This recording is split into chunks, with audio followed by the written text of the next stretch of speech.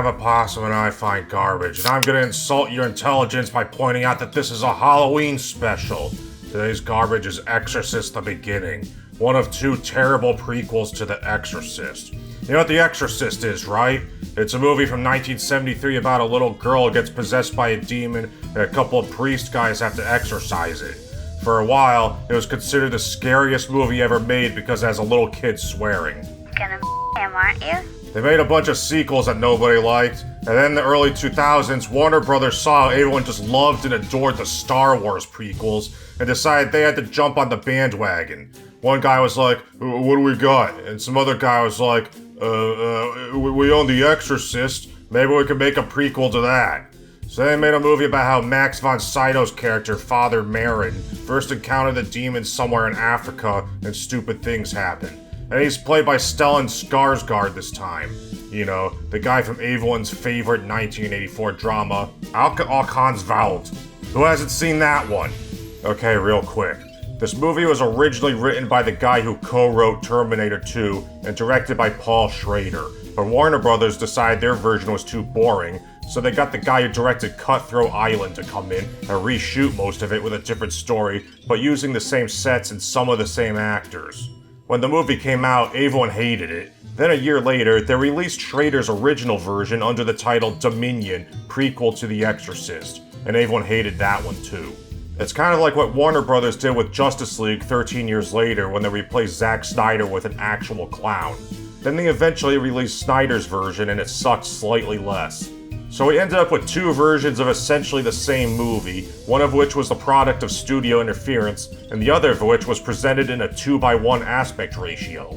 You know, the devil's aspect ratio.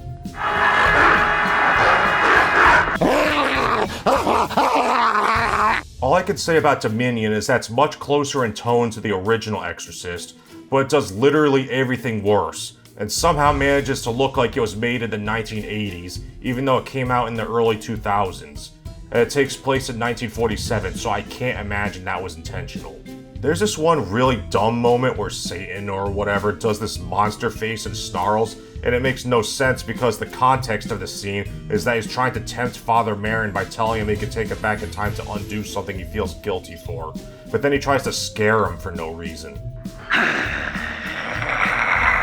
Like, you're trying to lure a guy in and make him trust you, why would you do that? They just had to put in a jump scare. It looks stupid and it is stupid. Beginning, on the other hand, is like that moment, except it's the entire f***ing movie. Oh, hold on. Trick or treat! Kids still do that? Yeah? You thought we didn't? I figured you'd all stay home and play Mind Blocks or watch Tit Top or whatever it's called. It's Halloween, brah. We got that queepy drip. It be busted, no cap. Shut the f*** up. Give us some candy. Candy? Do I look like some kind of pervert to you? Well, just give us what you got. Yeah, before you catch these hands, no cap. Fine, hold on. Here, have some leftover chicken wings. Chicken wings? Yeah, this ain't it, Chief. Big yikes from me. That's mad sus. Do you just imitate the way you've heard other people talk in the hope it'll get you social acceptance? Or do you actually think like that in your inner monologue? I don't have an inner monologue, so I guess the former. Get off my property before I get my hose! The movie starts with some guy walking through the desert looking for lotion. It turns out he's some kind of priest, and he's standing in the aftermath of some unspecified ancient battle. I'm not sure what could have caused this one guy to lose all the flesh on his head without his helmet coming off, but priest guy isn't too worried about it, so I guess I won't worry about it either. He walks up to this one dead body and finds him holding the Pazuzu head thing from the first movie. Then a predictable jump scare happens. So that guy dies, and then the camera zooms out to reveal the movie trying way too hard. Title. Then we cut to some terrible CGI Egypt and crane down to some disgusting alley that's trying and failing to evoke the feeling of the beginning of the original Exorcist. Some kid walks up to Stellan Skarsgård and tries to sell him something. My sister, she's very, very sick. I know your sister. She's peddling in the next bar over. Do you know my mother? No. She's very, very sick. The kid runs off and some guy named Sommelier comes in and says he works for a private collector of rare antiquities, and tells this guy about how someone found a Christian church buried somewhere in East Africa dated to 5 AD. There's been a discovery in East Africa. A Christian church circa 5 AD. It's later mentioned that was buried 1500 years ago, so I think he meant to say 500 AD, but I guess no one on set that day caught it. Anyway, Stellan Skarsgård says that's impossible. No, it's not possible. The Byzantine Empire had adopted Christianity at that time, but they never got that far south. Sommelier says it's there, and the British Empire wants to hire him to go dig it up to find an unspecified rare object. And then we get a taste of this movie's terrible dialogue. So you think I'm a thief? Now you think I'm a thief and a whore? No, simply a man who's lost faith in everything except himself. You know nothing about me. An Oxford-educated archaeologist? An expert in religious icons? You were a priest before the war. So what happened? Okay, so this is Father Lancaster Merrin before the events of the original movie. In Dominion, he's portrayed as a defeated old man who lost his faith and is sad about it. In this movie, he's portrayed as some kind of brooding, angsty noir detective type who hangs out in dingy bars and drinks a lot. I guess Warner Brothers decided that was less boring. But now we have this ridiculous dialogue that sounds like it was written by a 9th grader to sound dramatic and badass. Yeah, just have a character explain to the hero everything he already knows about himself so it'll be explained to the audience. Get all that backstory out of the way so we get to the jump scares, because that's what the audience wants, right? Anyway, this prick gives Merrin a leather impression of the Pazuzu head thing. And saying that out loud, I now realize that sounds like something you might see in the alley behind a gay bar. Then the music gets all creepy and a baby starts crying.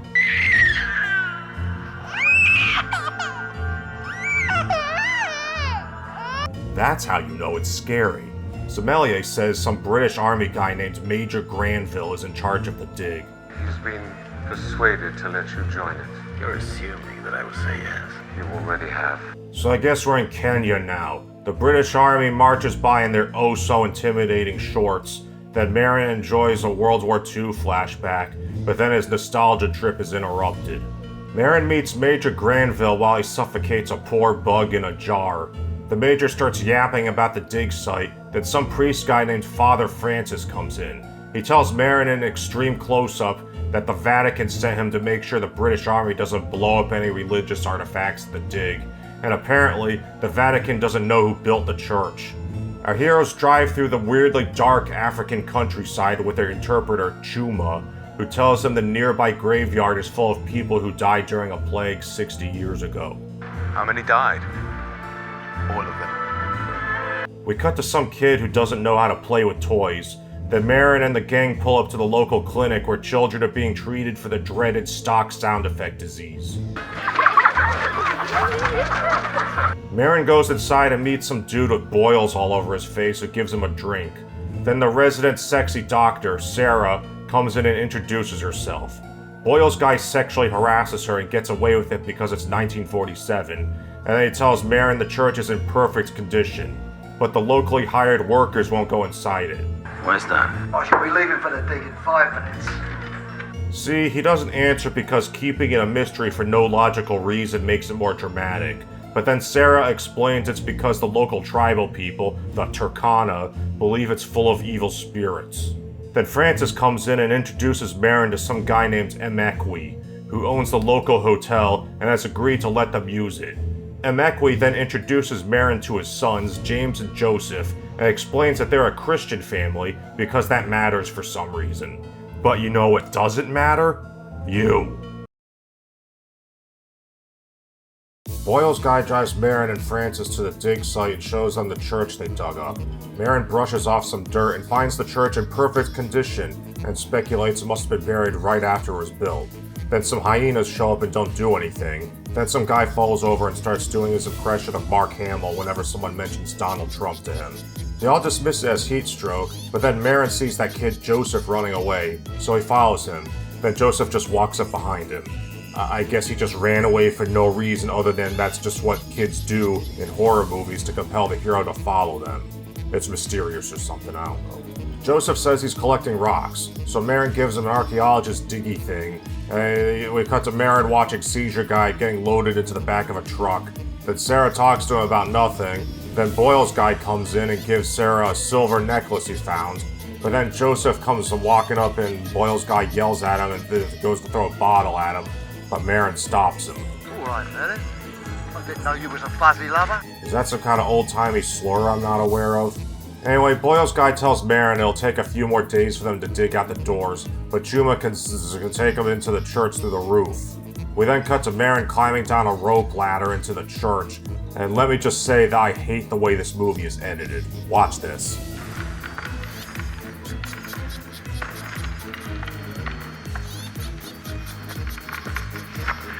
The movie will just cut to random cutaways and close-ups for no reason. You know, just because you got a bunch of alternate takes and camera angles, that doesn't mean you have to use all of them. And they keep doing it even when he gets down.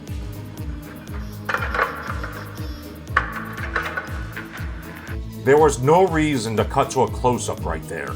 Just let the scene play out. Is this another one of those mandates from Warner Brothers? Did they think it would be too boring if they didn't cut every 3 seconds? At least Dominion had decent cinematography. So Marin wanders around the church, but someone else comes down the ladder, and the movie tries to play it like something scary is about to happen, but it's just Francis. They look around to find some mosaics on the walls. Lucifer, the Lord's favorite angel. Cast out after the war in heaven. Can't even trust angels, can you? This is dialogue between a priest and a former priest who feel the need to explain who Lucifer is to each other because they think the audience doesn't know. Just then, a bunch of crows fly by in a jump scare.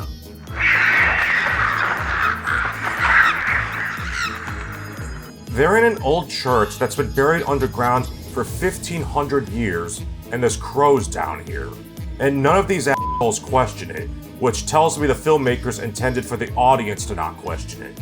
That's how stupid they think we are. They find an upside-down statue of Jesus because that's creepy, and find where it was broken off, and they speculate someone must have went down there and did it before they got there. Chuma says only the lead archaeologist, a guy named Bession, would know if anyone went down there and vandalized it. I need to talk to him. It's not possible. Why not? It's gone mad. Chuma takes Marin to Bession's tent and mentions no one's been inside it since he went crazy because they're superstitious. And you? Not superstitious. Smart. Marin goes in and finds a bunch of creepy drawings. He cuts his hand on a piece of glass, and then he finds a drawing of the Pazuzu thing. Chuma! Yes? Oh, he's just going into the tent even though he said he was too smart to go into the tent literally 1 minute ago. Chuma tells Marin Bession was taken to a sanatorium in Nairobi a few weeks ago, and Marin finds creepy writing on the side of the tent, but it's not important. In the clinic, Sarah and her cleavage play with tarot cards because f*** you. Then Marin comes in and looks down her shirt, then asks her if she treated Bession. There was nothing I could do for Monsieur Bession. He had no medical symptoms. Nothing to suggest any kind of disease or infection. While Sarah treats Marin's gash, Marin tries to treat her gash, but she just prattles on about how the locals keep mysteriously disappearing. And Marin notices the tattoo from that one event YouTube's demonetization bots won't let me talk about because they can't distinguish context. Long story short, things happened to her and her husband divorced her. Then Sarah asks Marin if he misses being a priest. No. There's no point in that. Sometimes I think the best view of God is from hell. Ugh. As Marin is about to f*** off to bed, he tells Sarah he's gonna go to the sanatorium to find Bession tomorrow, and she tells him to find someone named Father Giannetti, who runs the sanatorium. He runs the Sanitarium. Sanitarium? Is it sanitarium or sanatorium? Oh, I guess it's one of those tomato things. See, you learned something from this video, so now it's educational, and that makes it fair use. Hey, you pricks from Warner Brothers. You want a second, less boring version of this finger? Here you go! We cut to Francis praying to a cross on a wall. The camera pushes in on him, then pans over to reveal the cross flipped upside down. Isn't that spooky? Suck my dick. Marin looks at the creepy drawings, then has another flashback to when he was in the Netherlands during the time it was occupied by a certain group of people. I can't call them what they are because, again, YouTube's demonetization bots, so I'll just call them nasties. He remembers a nasty officer shooting a kid and starts throwing a tantrum and breaking things in his hotel room, which was so graciously given to him for free. Then a clock stops for some reason. Outside, that kid James is f***ing around by a well when someone approaches, but it's just Joseph. Joseph sees the diggy thing Marin gave him and goes over to grab it, but James decides to be a little asshole for no reason. Just then, a hyena comes bursting out of nowhere and eats their pet monkey, then more hyenas show up. Joseph just stands there and stares while the hyenas start mauling James. Emekwe comes running out with a shotgun, but instead of immediately blasting the animals that are tearing his child apart, he just stands there, frozen in fear like some kind of side character in a bad horror movie. It's like he had the mental clarity to grab a shotgun but not to use it, because there's only room for one tough guy in this movie who can get it done. So Marin shoots at the hyenas, but they drag James away, and I guess no one thought to run after them. Joseph collapses, so they bring him into the clinic, and Francis describes what the audience just saw. The hyenas ignored Joseph. They were focused on his brother. That was a lot more than focused. They acted as if he wasn't even there. The movie decides that's enough of that scene, and hard cuts to St. John's Sanatorium in Nairobi, where Chuma waits outside in the car and does the sign of the cross upside down. I guess no one told this actor how to do it. Marin walks through the sanatorium, and we get the obligatory walking past creepy crazy people scene. He makes his way to Bession's room and tries to open the door, but it opens by itself. He doesn't question it. Marin then goes into the room and tries to talk to Bession, but it turns out he already knows his name somehow, and then the door slams shut. We're just hitting all the horror notes, aren't we? Then Bession gets up and turns around, revealing a... Wait, what the hell is that? What is that? What's going on in those drawings? God is not here today, priest. Bession stabs himself in the neck and dies, and there's suddenly this other priest dude there. I hope he finds peace. Yeah, I don't think he will. So this is Father Giannetti, the guy Sarah told Marin about. He reminds me of Kermit the Frog for some reason. He tells Marin that Bession was one of the 4 priests who were sent to conduct an exorcism somewhere, and he was the only one who came back alive, but he went mad because he got touched by a demon. I got touched by a demon once. That's it, that's the story. Giannetti gives Marin a book of rituals so he can exorcise the demons from Africa or whatever, but Marin says he's not a priest anymore. You will always be a priest, Father Marin. Only your faith can save you. Well, then I'm doomed. Something you may have noticed about this movie is it has a lot of snappy dialogue that's meant to be dramatic. You're assuming that I will say yes. You already have. How many died? All of them. I need to talk to him. It's not possible. Why not? He's gone mad. Not superstitious. Smart. Sometimes I think the best view of God is from hell. Whoever wrote this movie thought they were being so cool. Hey, you want to see something cool? Come into my basement.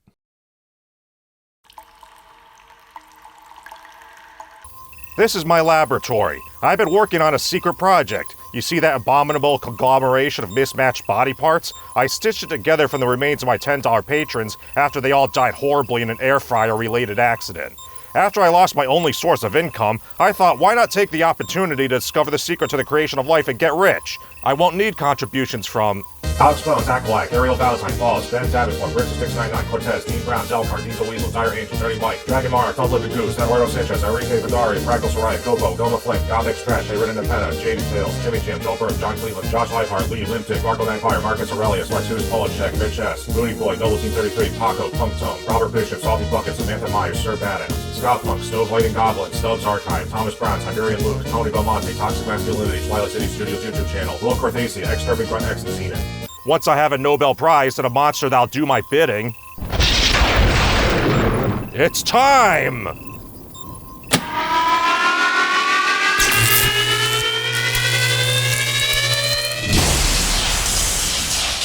Yes! Yes! Live, my creation! Live! Oh, I guess the secret to life isn't deadly amounts of electricity after all. Back at the clinic, Sarah writes some shit down. The window suddenly blows open, then a hyena walks by. She should get that mole checked. Sarah goes to investigate and finds Joseph sitting on the floor with something in his lap. Oh, f*** off. Sarah lays down and it turns out Boyle's guy is in bed with her, and he's mad that she threw out the necklace he gave her. Do I repulse you that much? Maybe if you could cure my fucking face. I might look as good to you as that archaeologist. Then Joseph comes in. Coming for you. What? He's coming for you. So Boyle's guy just leaves. Okay. Marin and Chuma drive past the graveyard from earlier, then they arrive at the clinic, but no one's there. Chuma explains that all the tribal people are in the village because someone's having a baby. Marin goes inside and finds Joseph fidgeting around, then he sees a lesion on his chest. Then Sarah says she doesn't know what caused it. They're completely asymptomatic. It just doesn't make sense. You couldn't fix Boyle's guy's face, you couldn't diagnose Bession, and now you don't know what's happening to Joseph. Maybe the reason it doesn't make sense to you is because you're a shitty doctor. Marin tells Sarah that Bession is dead, and then they start making out with the kid right there. Suddenly, the bed moves on its own, so they check on him. Saw it coming. The bed shakes for a minute, then stops. Then Marin decides to go check out the underground church again, and there's just crows in there, eating each other. Again, he doesn't question it. He looks at Bession's drawing and realizes the upside-down Jesus statue is indicating some kind of hidden passageway. He notices there's air coming from the sarcophagus. Then we hard cut to the tribal people making noise while a woman gives birth. We kind of intercut between that and Marin breaking into the sarcophagus, and just as Marin gets the thing open, the baby is born dead and covered in maggots. That lady had maggots in her p***. That should be the name of a gore grind band. Or maybe Grub or Rot Slot. Don't gotta bleep out that one. Or how about Worm Womb? Okay, I'll stop. So Marin opens the sarcophagus and finds a secret passage that leads to the inside of Movie Bob's navel. He wanders around, nearly falls off a ledge, then descends a staircase leading to another jump scare. So this is a statue of Pazuzu, like what we saw at the beginning of the original Exorcist, right? Pazuzu is a figure from Mesopotamian mythology, hence why they dug up the statue in Iraq. The movie never even attempts to explain why this Mesopotamian statue is in Kenya. It's just there because it's a thing we recognize. Anyway, Marin sees a hole in the statue and sticks his hand in it, then realizes the cavern is full of flies, which shouldn't be there because there's nothing rotting. So I guess they're just supernatural flies, like demon flies. Or maybe the maggot lady aired out her crotch down there. Back at the clinic, Boyle's guy looks at Sarah through the window, then Sarah goes to give Joseph a shot, and Emekwe is just standing there looking at her. Everyone's looking at her lately. Sarah gives Joseph his shot with a gigantic syringe that looks like a meat injector. Then Emekwe silently disappears and we just cut to him walking away. So he didn't do anything. It's like he's just being creepy for the sake of being creepy. But then we see Boyle's guy again, looking like he's up to no good. And then we cut to Sarah doing nothing, and then we cut to Boyle's guy going into the bar to steal a bottle. So he's not trying to hurt Sarah or anything either, like the directing of this movie very clearly implied. Again, he's just being creepy for the sake of being creepy, because this is a horror film, and it just needs to have people being creepy, even if there's no narrative justification for it. Did they make this movie up as they went? So Boyle's guy tries to reach over the counter to grab a bottle, and he sees his reflection and notices his face is even more f***ed up than it was before, when suddenly, the door slams shut and the camera rushes at his face. Then we cut to Sarah in the bathroom. Yeah, a side boob. Because the filmmakers forgot they were making an Exorcist movie and not a Friday the 13th movie. Marin pulls up in a Jeep just as Sarah gets out of the shower, and then the power suddenly goes out. Sarah grabs a candle instead of a flashlight because the filmmakers forgot that this takes place in 1947 and not 1847. Then she makes her way to the breaker or whatever. Really? We're doing this now? Sarah investigates the noise and finds Joseph in bed when the power suddenly comes back on. Then Sarah notices a trail of blood leading up to her. We cut to Sarah telling Marin she hasn't had a period since the nasties did things to her, so the only explanation is this place is cursed. Marin tells her she's full of shit, which she's not. She's full of blood, which is better than being full of maggots. And also there's an old pagan temple under the church, which is probably why someone built the church there. Perhaps to purify the site. But then why bury it? You ever get drunk and shit in your cat's litter box? The next morning, Marin has a nightmare about the nasties, and Francis comes bursting in and tells him to come with him to the bar where they found what's left of Boyle's guy.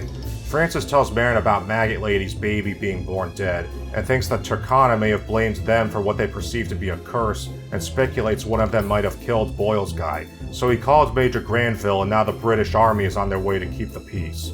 Sometime later, Marin is at the graveyard with Chuma, and he suddenly realizes there's this thing called logic. Everybody died.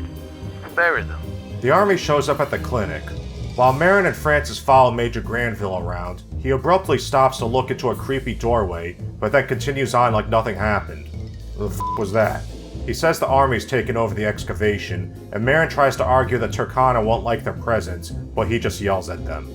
We then cut to Marin going up to the Turkana because this movie likes to just jump all over the place, and he asks their leader about the plague. He says it wasn't a plague. Marin asks him what it was then, but then leader guy just changes the subject, because no one in this movie can just answer a question. In any case, he's pissed because he blames the evil in the church for killing that kid James, and says the evil is getting stronger. And it is getting stronger. So he wants them to stop digging it up and says they'll stop them if they don't. He walks away, then Marin and Chuma watch them cremate the maggot baby, and Marin realizes something. You don't bury your dead. You cremate them. Yes. And I was buried in that graveyard. Back at the clinic again, Joseph lays in bed, and then the movie starts intercutting between that and Marin digging up the Ed Wood graveyard. Joseph sees his father. I'm sorry. The Turkana tribesmen tie Joseph down, Marin digs some more, then this witch doctor guy starts chanting and shaking a thing, then Sarah comes in and this guy restrains her as they cut open Joseph's shirt. Marin hears some hyenas approaching, the tribal guys start covering Joseph in leeches, then this dude raises a dagger like he's about to stab Joseph. But then the room starts shaking. The lights flicker, things fall over, Marin digs a hole, a window breaks, then this dude tries to grab Joseph's arm, but his finger's bent backwards, and this other dude's arm spontaneously breaks, then this dude's leg breaks, and there's a lot of screaming and noise and chaos. Then Francis comes in, the tribal dudes run out, and the shaking stops. And while all that was going on, I guess Marin just kept digging as if the hyenas weren't there. You know, the hyenas he just witnessed mauling a child to death 2 nights ago? Yeah, he's not worried about them. And they just kind of f*** off, so I guess he was right to ignore them. Anyway, Marin has another flashback while he digs, and it's revealed that Nasty's forced him to choose 10 villagers to be killed. Are you praying to God? Shoot me. God is not here today, priest. We get a montage of Marin pointing his finger and the Nasties shooting people, and I guess that's how he lost his faith and why he ain't a priest no more. And I guess he spent the whole night digging because it's suddenly daytime when he finally unearths a coffin. He pries it open, then we cut to Marin going back to the clinic. They're empty. What? I dug up 3 graves. They were all empty. What happened here? So Marin does the movie tough guy thing and pins Francis against a wall while demanding answers. And Francis explains that 1500 years ago, an army led by 2 priests was sent here to find the source of a powerful evil. But the evil consumes them and they all killed each other, with only 1 priest surviving.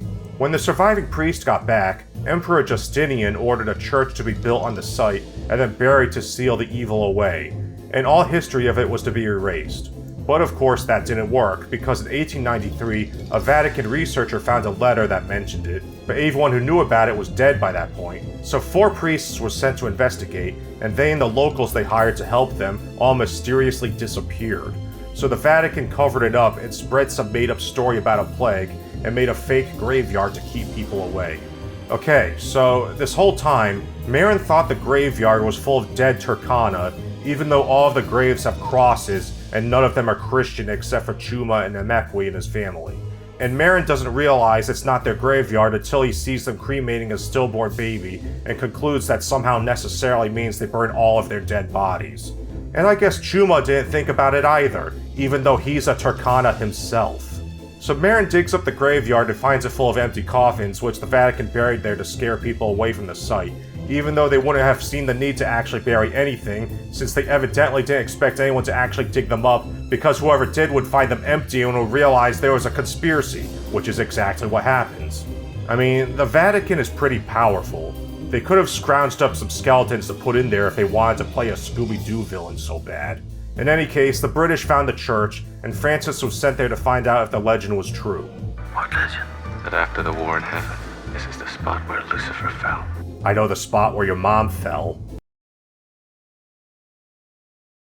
Francis tells Marin the devil isn't Joseph and that Turkana tried to kill him. Then Chuma comes driving up and says they found Boyle's guy. They arrive at the church at the same time as Major Granville, and they all find Boyle's guy's half-eaten body surrounded by crows. Granville immediately jumps to the conclusion that the Turkana killed him, so he goes to a camp or whatever and shoots their leader in the face. Chuma reminds Marin that Turkana believe there's an evil spirit in Joseph and they're going to try to kill him, so Marin drives away. Since Granville effectively just declared war on the Turkana, the British Army starts building up their defenses around their camp. Okay, now here's a scene that I just hate. Granville around in his tent looking at his butterfly collection, which I guess he brought with him all the way from Nairobi, and for no reason at all, the movie has decided to make him act like he's crazy. Sir, the Turkana are preparing to attack. Leave me. He's so crazy now that he hallucinates that he's putting pins in butterflies when he's actually sticking his fingers in a dead crow. Then he sees all the butterflies moving around, and I guess he decides that's a good reason to shit himself, but he hesitates long enough for the butterflies to stop moving, but then there's one in his mouth. So he's dead now, with no rhyme or reason. Really, the scene just comes out of nowhere, like the movie just decided he should go insane and kill himself for no real reason. You know, most movies follow a logical causal chain, commonly known as a plot. This is when things happen because things cause them to happen. You know, like cause and effect, that thing humans understand intuitively. So getting this sort of thing right in a story should be easier than pissing in the shower. But no, let's just have a guy go crazy and shoot himself for no reason other than it's scary. And yeah, I know they said this place has an evil presence or whatever and it makes people go crazy, but considering the fact they made an entire army go nuts and kill each other earlier, it seems to be weirdly selective now, and this dude just got here. And it's not even like it had anything to do with the plot. I don't think this character is even mentioned again for the rest of the movie. That's what I hate about a lot of modern horror movies. Most of the scary stuff in this movie isn't justified by any kind of in-universe logic. It's just creepy shit for the sake of creepy shit, whether or not it benefits the story or even makes sense within the movie's internal logic. Take this movie's obsession with crows, for example. They have nothing to do with anything. The movie never explains them, the characters hardly even acknowledge them, or wonder why a church that's been buried underground for a millennium and a half is full of them, and they have no narrative or thematic justification. Crows have nothing to do with any of the other Exorcist movies. I guess maybe they symbolize death or something. If that's the case, I've heard Taylor Swift songs with more depth. No, the real reason they're here is because crows equals creepy, because a 9th grader wrote this movie. Oh, and remember when Granville first arrived at the clinic and stared at some random doorway? Yeah, that didn't have anything to do with anything either, and never got a payoff to J-off. Marin takes Joseph and puts him in the back of a truck before the Turkana show up to try to stab him again, and there's suddenly a big sandstorm approaching. They won't let us leave. So because the malignant supernatural presence won't allow them to leave with Joseph, they decide to bring Joseph to the church, where the malignant supernatural presence is the strongest, because the Turkana are too afraid to go in there. This makes sense to our heroes because they think the Turkana are a bigger threat than literal Satan.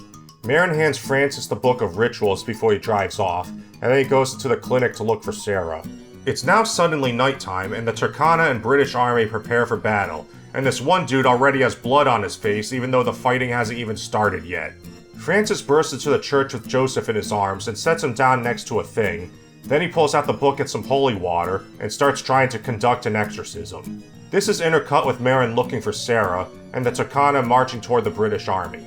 Marin thinks he sees Sarah through the crack under the door, and bursts into a room that's all smeared with blood and CGI flies because the filmmakers didn't understand that when it comes to horror, less is more.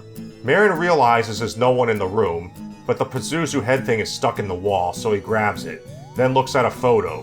Chuma comes in for no reason other than so Marin can have someone to talk to so information can be conveyed to the audience, and it turns out that Sarah was married to Bession, which Chuma knew but decided not to tell Marin for no reason other than the plot needed him not to. And I guess when Marin told Sarah her husband was dead, she had basically no reaction to it. Since Sarah and Bession went into the church together, Marin comes to a grim realization. It's not Joseph. It's Sarah. Yeah, it turns out that Sarah's the one who's possessed. So all those times Joseph was acting creepy and weird were for no reason other than to fake out the audience. Him just watching stoically as his brother gets eaten by hyenas, showing up in doorways and standing there all creepy, and making cryptic threats. He's coming for you. That was all just for show. He was never possessed. It was Dr. Love Interest the whole time. It's a twist, and you didn't see it coming, and that makes it a good one.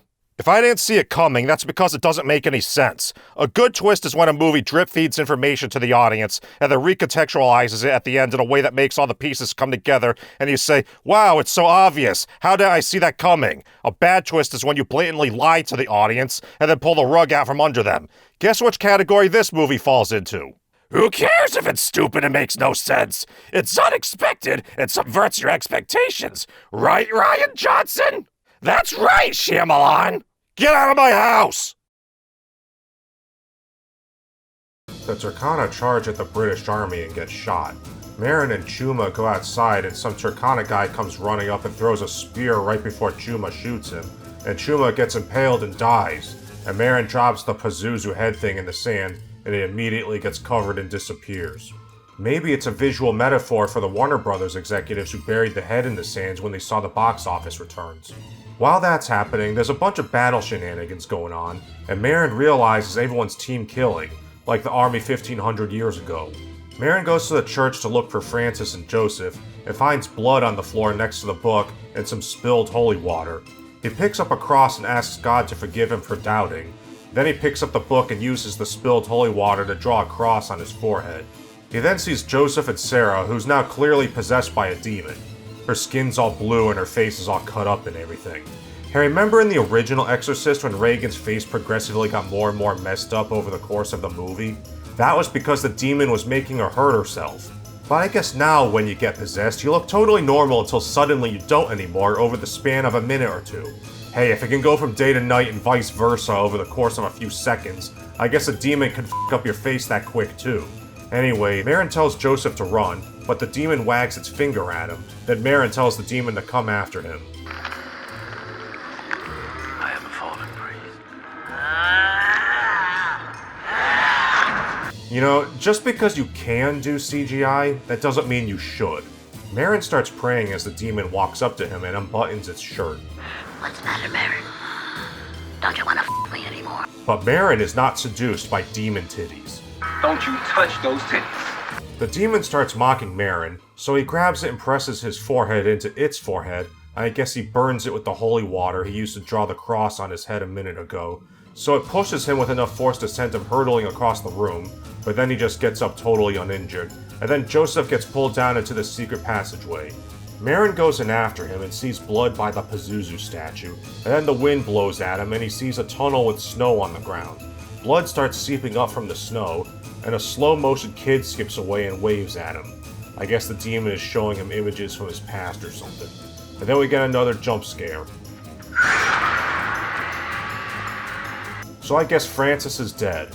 Marin takes his purple priest thing and runs after Joseph is doing that stupid horror movie kid running away thing again.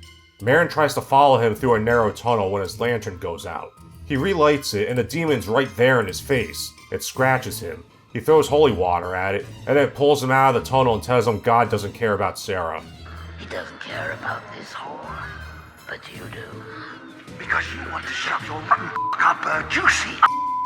The demon splits Sarah's CGI tongue, then starts grinding on Marin's crotch and laughing while he tries to pray his boner away. God is not here today, priest. Yes, he is. Marin turns around and finds the demon holding Joseph by the neck, so he starts praying, which I guess immobilizes the demon, so Marin grabs it. I command you to depart! The power of Christ that compels you! So Sarah is seemingly back to normal, but of course it's a trick.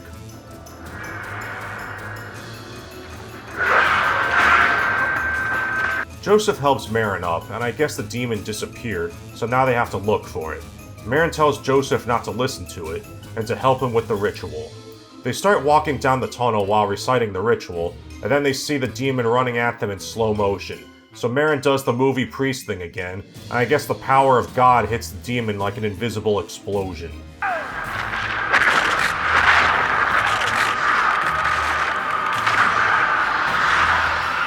so Sarah's back to normal, for real this time. But just when it looks like everything's gonna be alright, Sarah's head starts bleeding and she dies. What, did her brain fall out like in Bad Taste or something? Marin gives Sarah her last rites or whatever. She's with God now. You don't know that. Dramatic zoom out, dissolve to outside. Marin and Joseph dig their way out of the cavern and realize they're surrounded by corpses, because everyone killed each other, like the beginning of the movie. See, it's like a bookend. Give the writer a cookie for being a clever boy. Sometime later, Marin meets up with Smelly or whatever his name is, and tells him he couldn't find the Pazuzu head thing, which is a lie. He found it and lost it. This holy man is a liar. But you found something, didn't you? Marin f***s off and walks in front of the green screen toward the pretend Vatican because they couldn't be bothered to fly all the way to Rome to get this one shot. And then the movie ends. So that's Exorcist the beginning. Oh, that must be more trick-or-treaters. What? I can't believe you reviewed an Exorcist movie and didn't put me in any of your skits. Blow me.